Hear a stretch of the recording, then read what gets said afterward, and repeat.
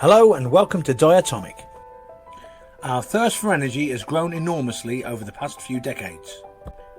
Almost everything that we do consumes energy in one way or another. From transportation to heating our homes, as well as powering the incredibly numerous technologies and industries that keep our modern world running smoothly. It's hard to imagine what our lives would be like if this seemingly endless supply of power was switched off. And I'm sure you'll agree, returning to the Stone Age does not seem too appealing. More than that, the reality is the highly integrated and complex systems and industries that our society is built on need a constant supply of energy. If these intertwined structures were starved of energy for too long, the whole system would fall like dominoes, taking everyone that relies on the system with it. Our love affair with energy started less than a couple of centuries ago, and it has been the driving force for the Industrial Revolution and the massive population growth seen over that period of time. This is also correlated with technological advances and breakthroughs on all fronts, from advances in medicine, engineering and innovations in computing. The standard of living and life expectancy has vastly increased year on year. This societal and technological growth is directly correlated with our almost exponentially increasing energy consumption. However, with growth comes some unintended consequences. Many thought leaders believe that our current energy consumption needs to be curtailed, or a technological solution needs to be developed in order to prevent further environmental damage. The fact is, our global consumption of electricity has more than tripled since 1980. Although this rate of increased consumption has slowed to around 1 to 2% in recent years, the fact that human energy consumption is still increasing is of great concern. The scientific community has become increasingly worried by what is now being called a climate crisis. There is a scientific consensus who point the finger directly at our emission of carbon dioxide as the cause of many of our environmental woes, namely the warming of the atmosphere. Carbon dioxide is an odourless gas that makes up around 0.04% of our atmosphere. It is emitted through the combustion of fossil fuels such as petroleum, natural gas and coal, as well as being the product of aerobic respiration in many life forms. The trouble is, the chemical structure of CO2 allows for the absorption and re-emission of photons in the infrared spectrum, which essentially means that heat that would ordinarily be lost to space can interact with carbon dioxide and be reflected back to Earth. This warms our atmosphere, acting like an insulator, which is actually pretty useful to a point. Without this greenhouse effect, we would be living in a perpetual ice age. However, this is only good to a point, a tipping point. It is believed that a warming of our atmosphere by just a few degrees could trigger a positive feedback loop caused by the melting of the Arctic permafrost. The release of billions of tons of frozen methane and organic carbon locked in the permafrost could lead to a runaway greenhouse effect. So, too much CO2 melts the permafrost, releasing methane that causes more melting, releasing more methane, you get the picture. And methane is a far more potent greenhouse gas than carbon dioxide, 25 times more potent in fact, so avoiding its release is imperative. Unless that is we want Earth to become like her sister planet Venus, itself victim to an intense runaway greenhouse effect. Venus now has surface temperatures of 900 degrees Celsius and a crushing atmospheric pressure of 75 times what we experience here on Earth. Obviously this is not expected to happen here, but it is an extreme example of how positive feedback through the greenhouse effect can alter climate. We may have a short while before Earth becomes a hellscape to rival Venus, but perhaps with a little ingenuity, we can avoid that fate altogether. Concerns over climate change have elevated the need for clean, green energy production, allowing humanity to decarbonise our activities without destabilising society as we know it. However, currently, there is a catch. Many of the renewable energy sources that we have developed, such as solar and wind, are intermittent and don't necessarily produce energy at peak usage times. We do also have nuclear energy as a low carbon option. Nuclear fission plants produce clean energy at a steady rate but can't easily be turned up or down, so if they were the only energy production, we would need to overproduce in low demand periods just to cover peak demand. And for this reason, nuclear is more optimally used as a base load supply. There are other options such as geothermal too, but the economic cost due to engineering challenges are currently a limiting factor. These issues may well be overcome in the coming decades, but unfortunately not today. As it stands, we currently produce electricity on demand, producing more power when we need it and less when we don't. This causes two significant issues. If there's no demand for power, but plenty, say, wind, for example, the wind turbines have to be turned off, missing out on the opportunity to harvest that free windy good stuff. And of course, solar power only produces energy when the sun is shining, so in the daytime. Therefore, half the time, they're redundant.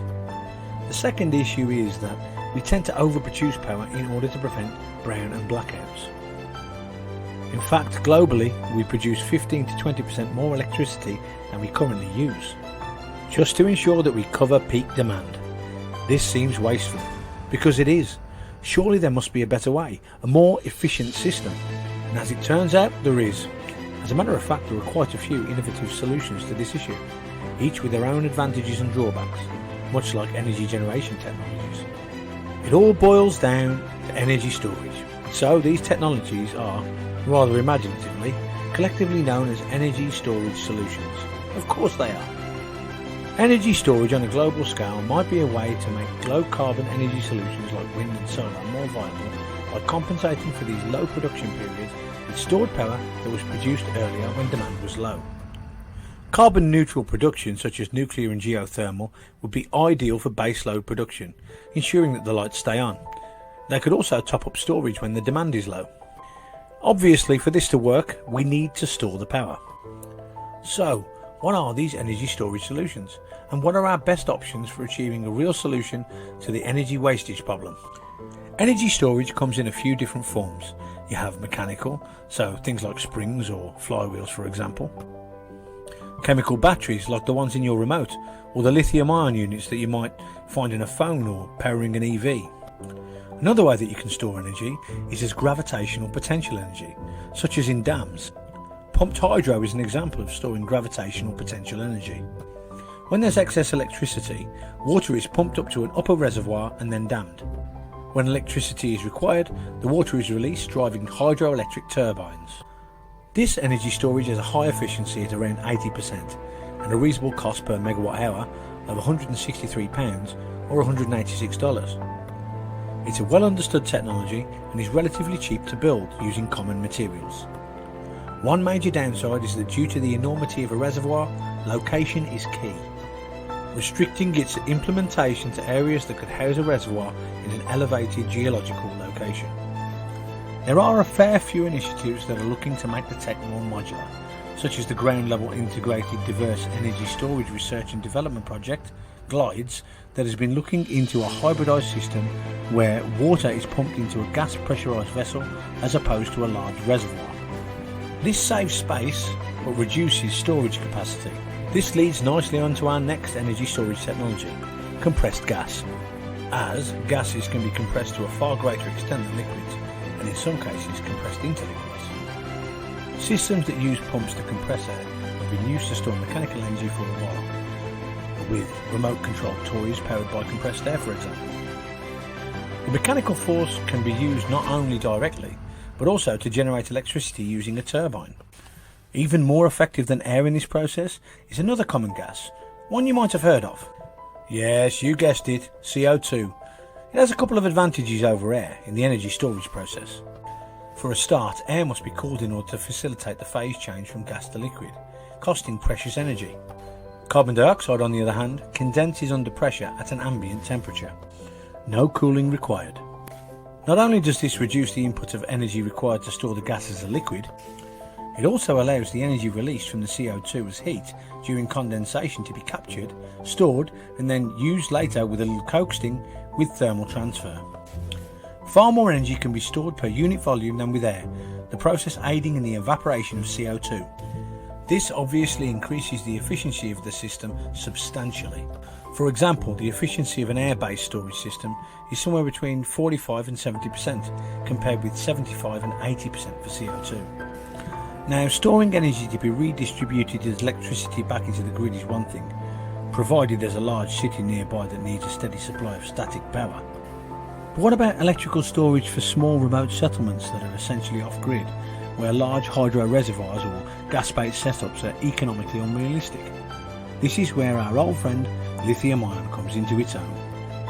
if it's banks of batteries used to store power for a small town, or a small home battery system used for storing electricity produced by roof-mounted solar array, or even a power supply in your electric car or truck, lithium ion is the tool for the job. With an incredibly high energy density and 90% efficiency, it's no surprise that the use of this technology has been adopted in a multitude of electrical devices. Virtually every portable electrical device uses lithium-ion batteries, from phones and laptops to power tools and bicycles. However, there is one major drawback, and unfortunately, it is one that comes with a high environmental and ethical cost. The mining of lithium and cobalt, the two main components of lithium-ion batteries, require an enormous amount of energy to extract, as well as fresh water. Lithium is believed to cause negative environmental effects such as water loss, ground destabilisation, biodiversity reduction, increased salinity of rivers and toxic waste, not to mention that 70% of all cobalt is mined in the Democratic Republic of Congo, where workers' rights are not exactly the top of the agenda, and the use of child labour is rife. Efforts to clean up this industry are being made, with an attempt to collect and recycle at least 45% of the batteries in the EU, for example. So hopefully, with some creative innovations, the impact of this industry will be reduced in the coming years. All of these technologies have their appropriate use cases and will allow the renewable and green energy revolution to become a reality. As time passes, the efficiency of these systems will improve and the cost of implementation will reduce.